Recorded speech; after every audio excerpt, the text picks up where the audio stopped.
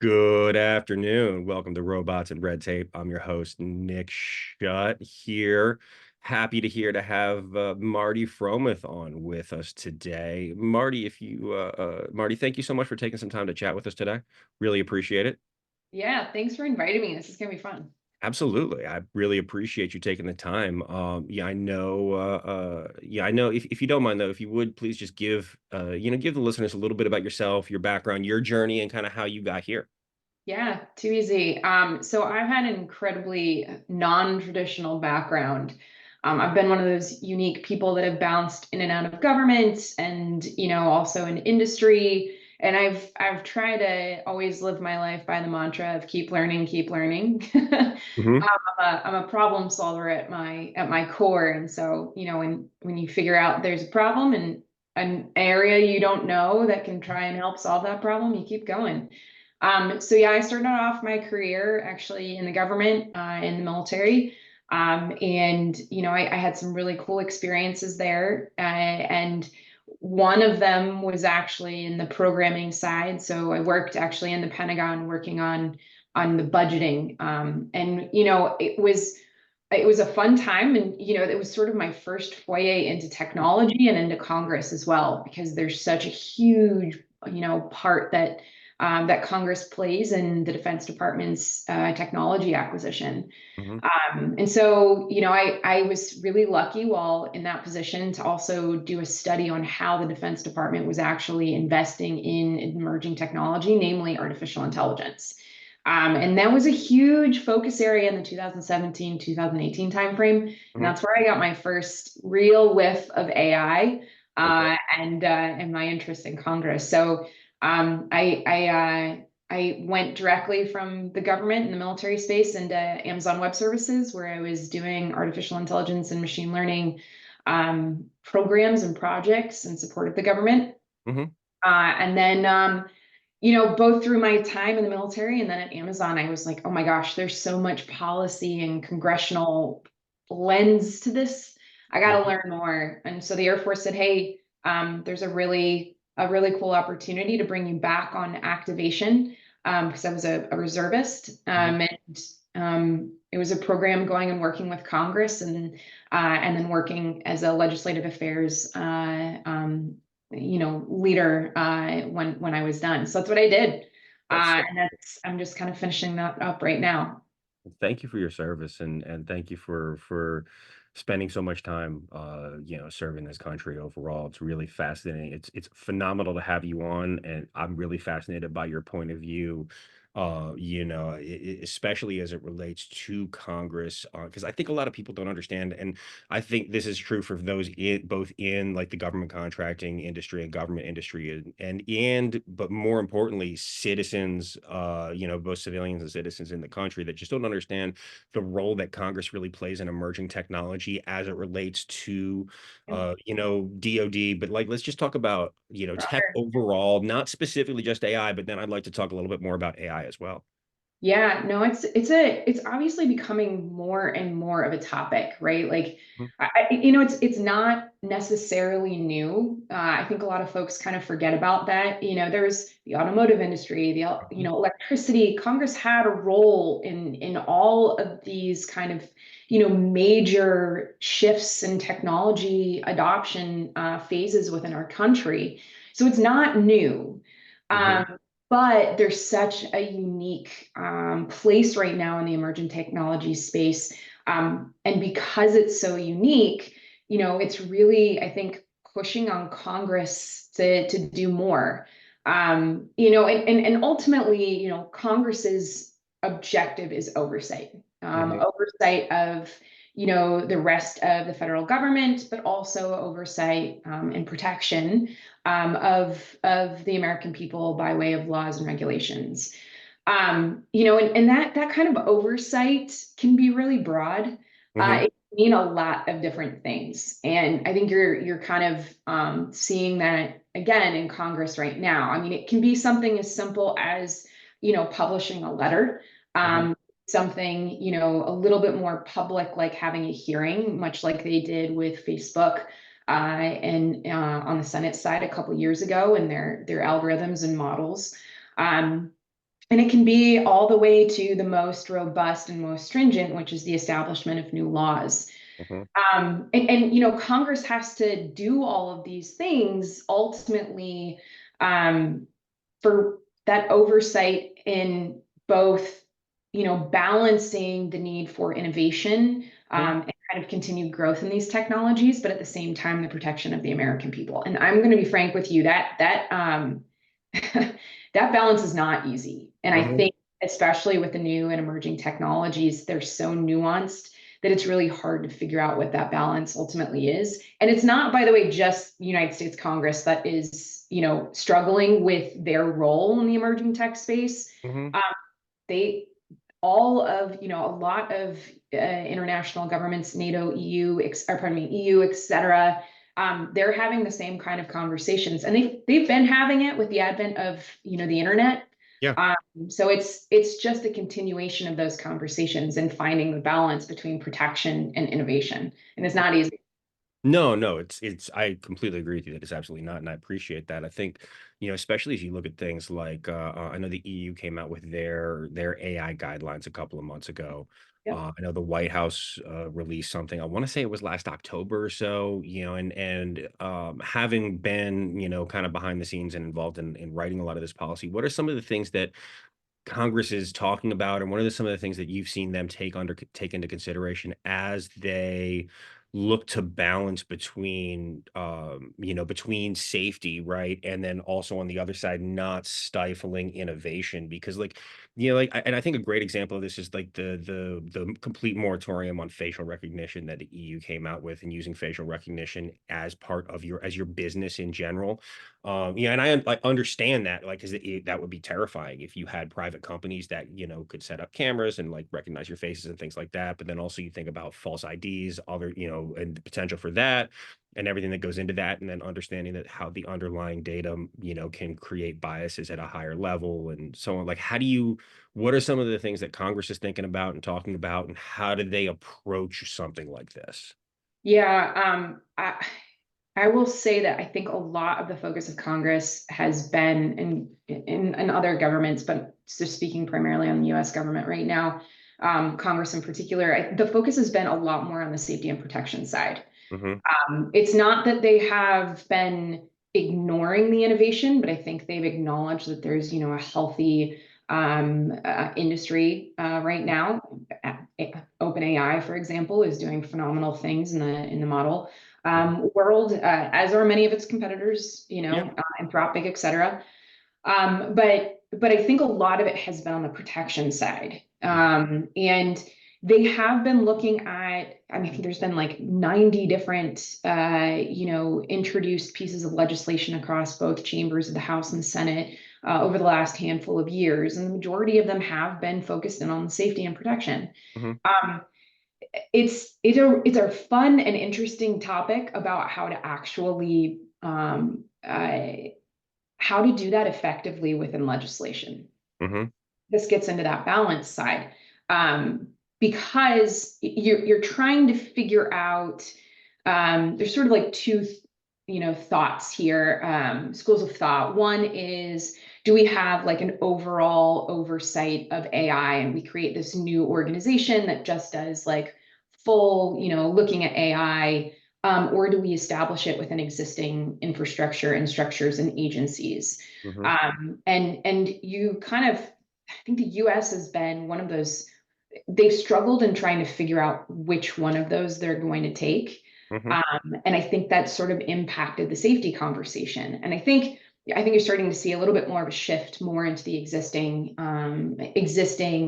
agencies and whatnot. So, for example, if you have AI that you are using within the financial sector, the FCC is going to now be charged with providing that oversight. And it's always sort of been the assumption, but you're starting to see the US sort of lean into that. But again, it's a lot of it's been on the safety side, with one exception, and that was the National Security Commission on AI. Mhm. Commission established by Congress, and it brought in a number of different, leaders within industry as well as national security and government, to look at, how are we investing in AI writ large? Mhm. pretty big topics. And out of that actually came some really important recommendations. I think it's like a 900-page report. I mean, it is a massive report that came out. There's been some pretty significant recommendations that came out of that on the innovation and investment side. But again, mostly Congress has been looking at that safety perspective. What's interesting, though, again, is the advanced technology space and the levers that Congress has to provide and conduct that oversight. I think you're starting to see that they don't always mesh or match well. Like those levers may not be what's needed to provide the oversight. Mhm.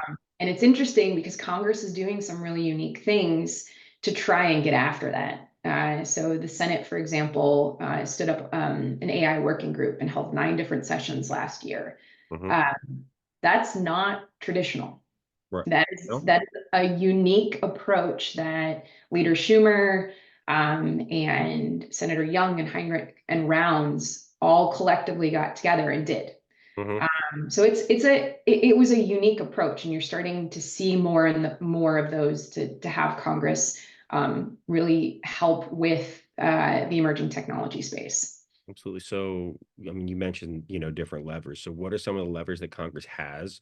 And what are some of the ones that you like that they kind of wish they did have that they don't, or kind of, and what, yeah, let's start there.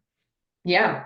Hmm. Um, so there's sort of a sliding scale of when I've taught this before, right? Like there's sort of a sliding scale of capabilities or options that Congress has. Again, from something as simple as publishing a letter or having a meeting, to something as institutionalized as creating a piece of legislation and a law that people then have to follow.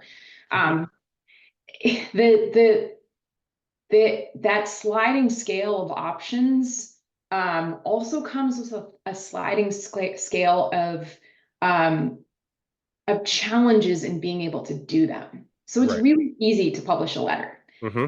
Really easy to ask for a meeting by yourself. Hmm. It becomes far more complicated and challenging if you want to conduct the oversight through a piece of legislation. Hmm. Whether that's, again, changing US code, or even asking for a report from an agency or something of the like. That requires a lot more consensus. It requires a lot more of the actual politics behind Congress. Um, in so much as this emerging technology space, where that tech goes across all of the different committees. Hmm. And that requires members who sit on various different committees and or the staff to be able to not just influence one committee, but influence many committees and many people. And so you start seeing some of those challenges. And it's not just the committees, it's then both chambers. And that's, I think, where the impact could be very large. I still don't think there's a solid understanding yet of exactly what legislation needs to look like. I think they're getting there. They're making some progress, but it's the getting everyone on board Right. across those committees and chambers. That is where it's going to become a lot more important. I mean, you have 4 people on this AI working group, 4 members of Congress and staff. Hmm. That's 4 out of 100. Right. So it requires a lot of work on the members' side. Hmm. Educate them, get them on board, build the politics around the emerging technology space. Hmm. Absolutely. I mean, that's fascinating as somebody that, how has your perspective shifted and changed since, from obviously having worked in it and then seen it and observed it as a citizen as well? How has that changed your perspective on how Congress attacks and deals with these things? Yeah, so I think the biggest one is those levers, Hmm. right? I think I had been mostly in the executive branch for the majority of my career in industry.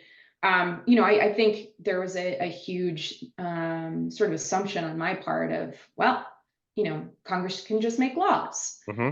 Hmm. But there's so many other different tools that they have and options that they have.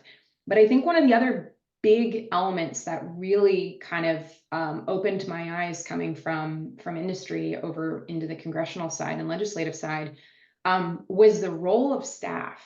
Hmm.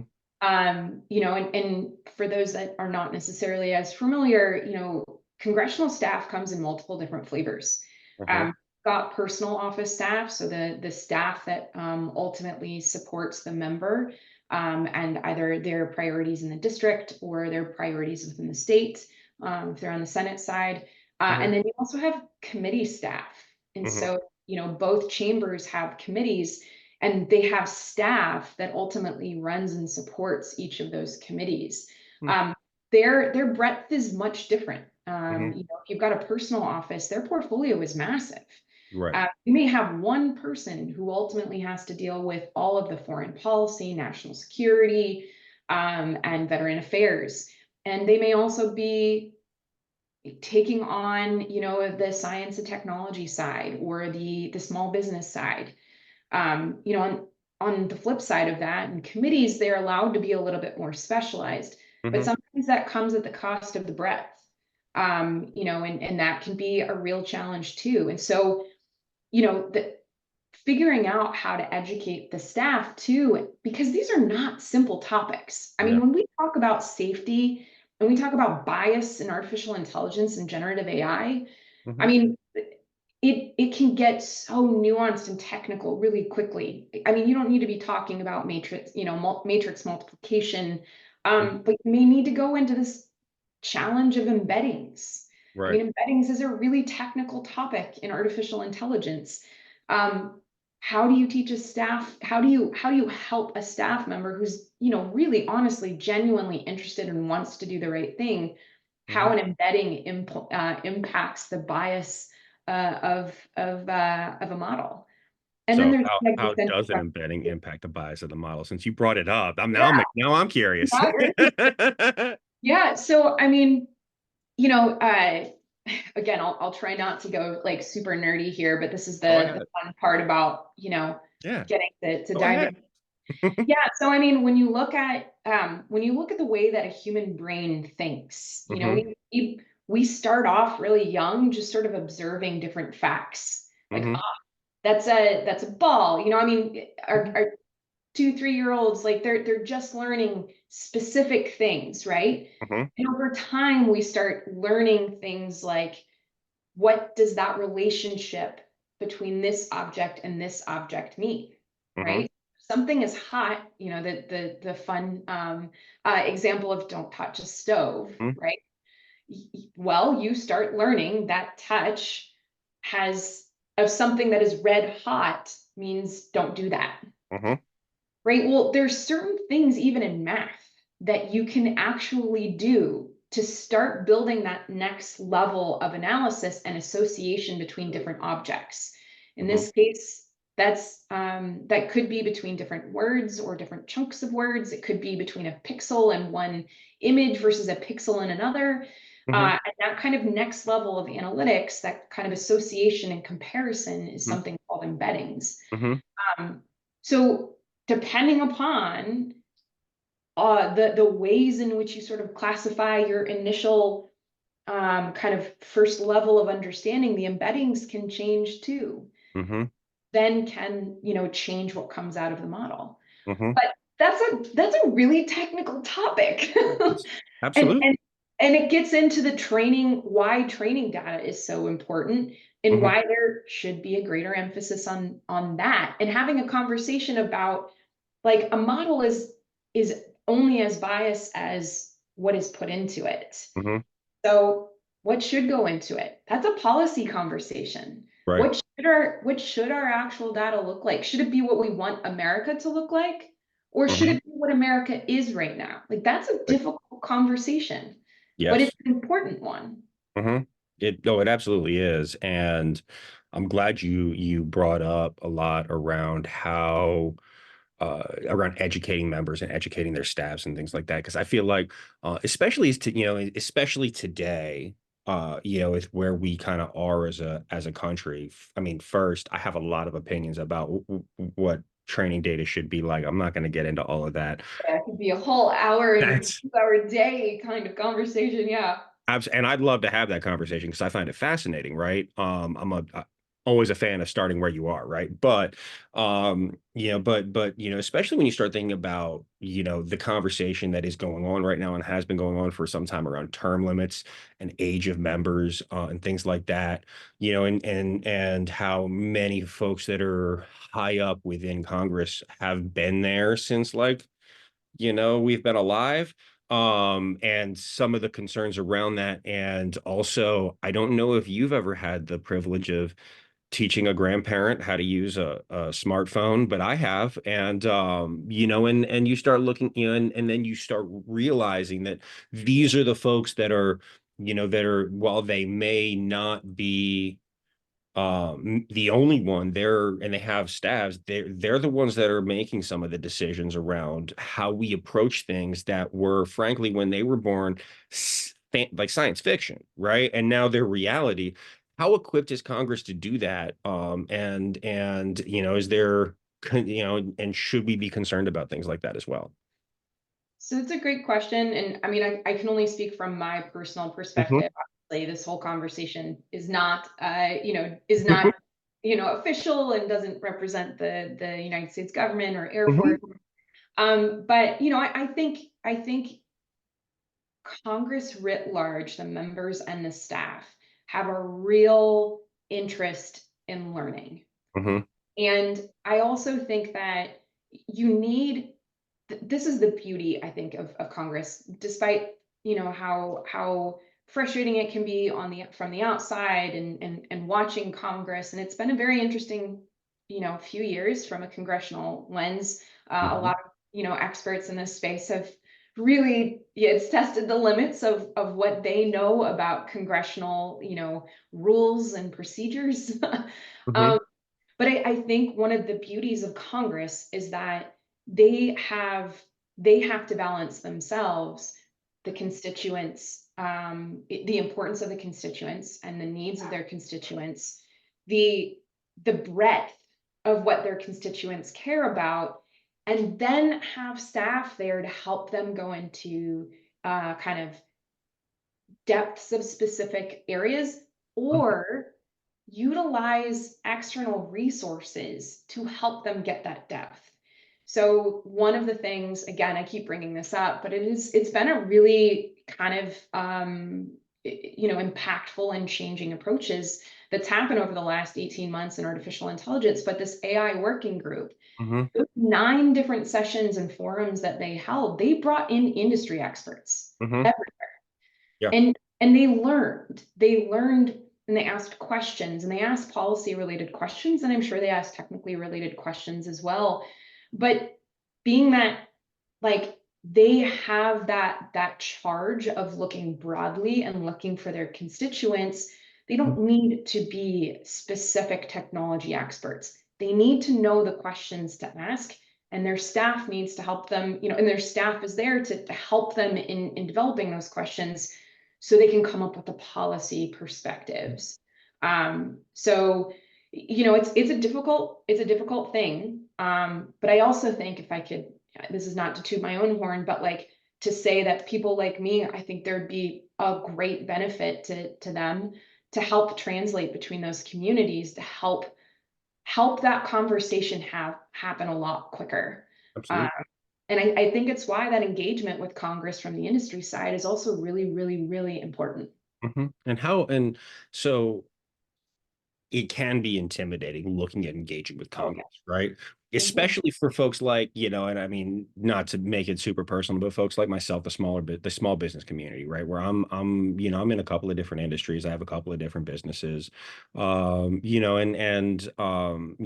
can and what can be intimidating is when you look at the disparity in resources between, somebody like myself and one of my companies, and let's just say a Fortune 500 company, one of these large companies that can throw millions and millions and millions and millions of dollars into lobbying and getting a certain perspective in a certain way.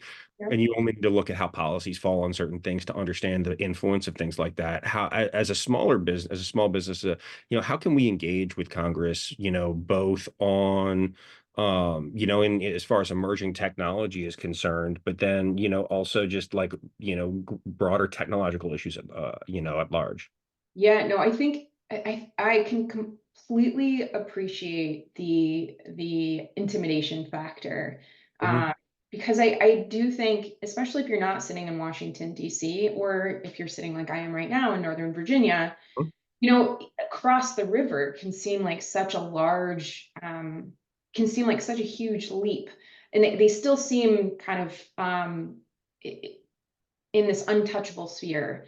But Hmm. having worked over there and worked, in a personal office for a year, I can tell you that they want to hear from constituents. They want to hear from people, and a lot of them, if you go and ask them for a meeting, and typically it's on their website. I know that sounds so very simple, but thankfully it is that simple. There are representatives. There are senators. And honestly, most of the meetings that we took, many of them were from small businesses. Some of them were from the Fortune 500, larger companies too, but many of them were from small businesses. And they asked for a meeting and they got it. Hmm. I think this is where um, this is sort of a challenge. You don't know what to talk to them about either, because you think, oh, they're members of Congress, this is their staff. I must have this like incredibly important thing that I need them to do. And sometimes you may need that. I do think, going and speaking about the challenges that you're having, and it may require a little bit of research of, hey, what has been going on, a Google search or two, what legislation is out there perhaps, or floating around that could be helpful. They want to hear about those things because, quite frankly, especially if they're a small business within a particular district or state of that member, Hmm. you are their constituents. They Hmm. want to hear from you. They want to make you successful. Hmm. And so talk to them about some of those problems. The other thing is that you can come to them with kind of what you're doing too, because they want to brag about you. They're Hmm. really honestly, very honored and excited about what the members in their districts and states are doing, and they want to know. And they also want to know so they can look out for kind of trends and things that may pop up. Because Hmm. as staff, I would see certain, legislation come across our desk, and we'd have to recommend whether or not we should sign on to that piece of legislation or vote for it or not. Hmm. And if I didn't know that there was a particular constituent, wasn't like public knowledge, that could really benefit from that, I mean, we wouldn't, perhaps it would have impacted the way that we voted, Hmm. or recommended voting to the member rather.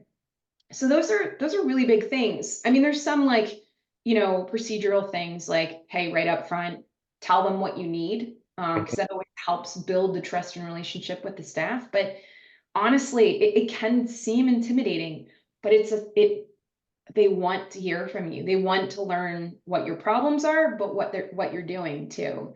So I would just kind of recommend even just reaching out and seeing what happens. The worst that can happen is they can't schedule you for a little while, or they don't have time. Right. But it's a real thing that they want to hear from you. It's not just lip service. Okay. Yeah. And I I absolutely believe you. I personally haven't reached out to our, any of my, congressional representatives ever, because I just haven't, because I don't really know what to say to them or what to talk about or like, and so like I appreciate that actually helps from an insider's perspective of what that's like. All I know is that, I think that Congress is complex and difficult to work things through, and I think that's a feature. right? Not a bug in the system, right? It's like it's supposed to be difficult to build consensus, which is but what some of the things that like it's frustrating to be beholden, especially in the government contracting community, to Congress passing a budget. And then they can't do that, right? Like, and you see continuing resolutions or government shutdowns have personally cost me business over the years for a number of reasons, or there's an administration change and programs just get shut down. And that's happened to me as well. And so like, it is frustrating. But I know that many of them there are doing their best. I don't know if all of them, in my opinion, are, but I'm sure you can't speak on that at all. I think you're right in that it is part of the system. Mhm, Even I'm always amazed at the brilliance of our forefathers. mhm, And the just I was born in Philly, so it shouldn't be super strange to think that I would be so excited about, mhm, what our forefathers did. But I look at even the way that Congress is built and was built. Article 1 of the Constitution. That is the central figure. mhm, Article 1 builds, establishes Congress. But the way that the two chambers are actually built is very different. There's a lot of frustration sometimes with the Senate for moving slow, but that's the consensus body.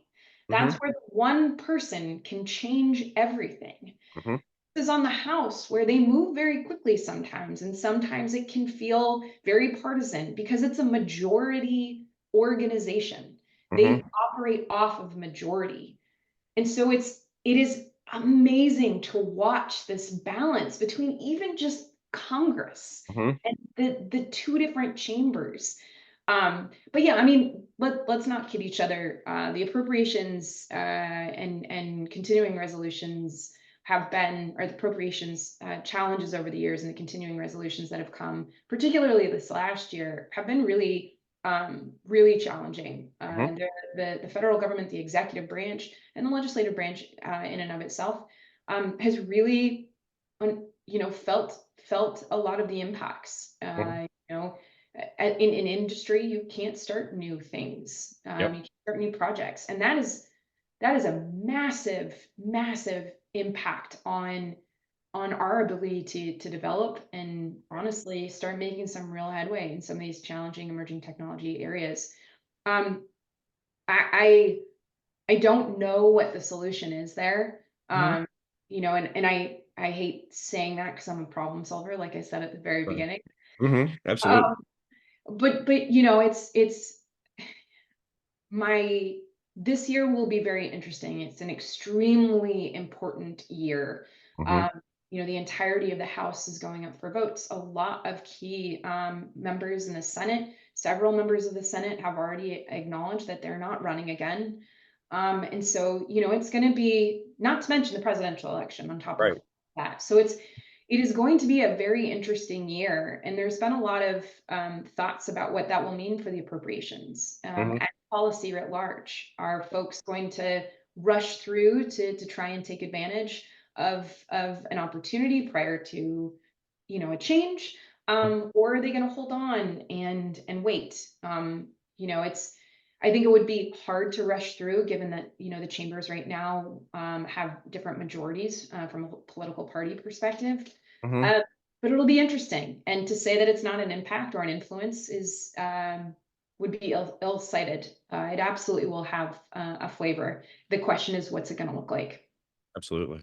Yeah, no, and I mean the appropriations process is, I'm sure, is just one. I know Congress is absolutely productive, and I think that the last couple of Congresses over the last 4 years have been quite productive in a lot of ways and have gotten a lot of things done, whether it's, the infrastructure bill and investing in a lot of the infrastructure here in this country, which is absolutely needed.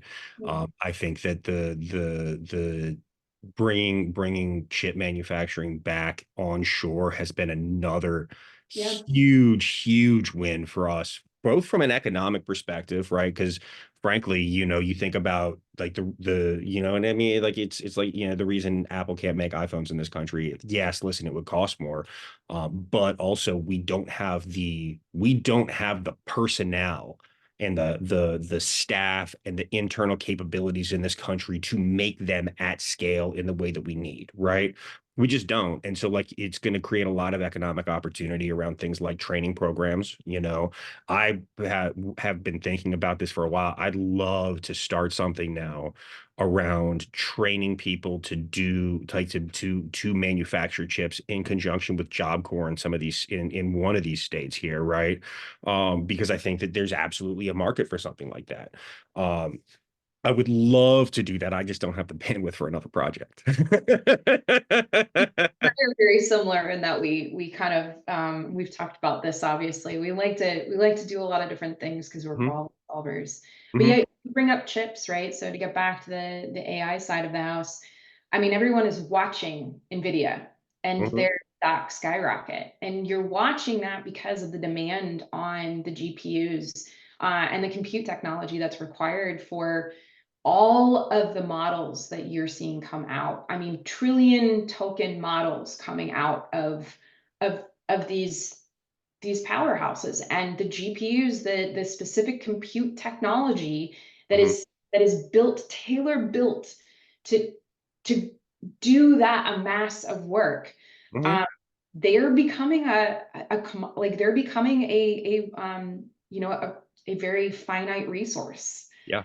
And so, it's only going to get more and more, important to have that kind of capability that we can, scale up as needed because it's not going to go away. As you're seeing all of these different organizations, and this is just on text. The cool thing is that you're starting to see these multimodal models coming out too. So you're seeing an image and an audio and text and all in one model and connecting, it all together. Um, Gosh, that's going to take a lot of compute too. So, it's going to be that's one of those areas where appropriations and policy, it's that interlocutor between the two. And where Congress has made some strides in helping move a lot of those major initiatives forward. 100%. And like all you and I mean, I'm here in Northern Virginia too, not too far from you. And so, all you have to do is drive out a little west to see all the data centers that have been built and continue to be built because all of those computers, all that compute power needs to be stored someplace, right? It all needs to be housed in very specialized environments. And that's just going to continue to skyrocket, continue to expand. And I don't know where it ends, but like, I completely agree with you from like it's going to continue to get built bigger. And I think like the car industry is a great example of, yeah, there's a lot of like BMW, Mercedes, these are all German companies, but every single BMW X series in the world is made in South Carolina, right?